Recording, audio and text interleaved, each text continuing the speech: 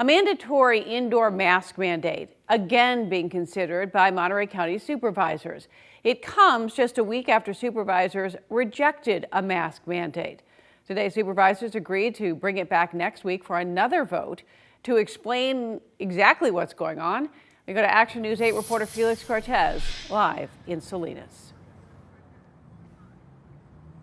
And Aaron, late this afternoon, the supervisors making that decision to bring that mandatory mask mandate back next week for another vote. And this time they may actually have the votes to pass it.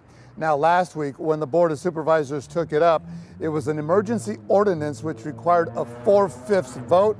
Only 3 supported it.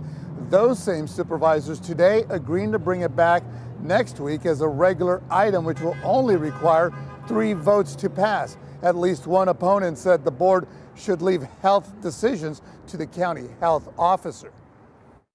Now it seems because you don't like his decision at this point, you want to overrule him as non-medical professionals and decide what you think is right. Voting in favor of this ordinance sets a bad precedent, as now the board is acting as doctors making medical and health decisions for its constituents. This is not the board's role. I do urge you all to please vote in favor of this mask mandate today to help keep our county up and running and to help keep our school children safe until they're eligible for vaccines or until the CDC data shows otherwise. And frankly, our community sees this as arbitrary and capricious with us moving forward without the support of our health department. And frankly, it does not have the support of much of our community. And I think now it's at least letting our community know that this is going to be a tool for us to use after the 31 days if we're in a bad situation, and that it's contingent on being in a substantial or high risk area. There's going to be, it's limited in terms of when it will be in effect. I agree that perhaps 30 days is the right number, as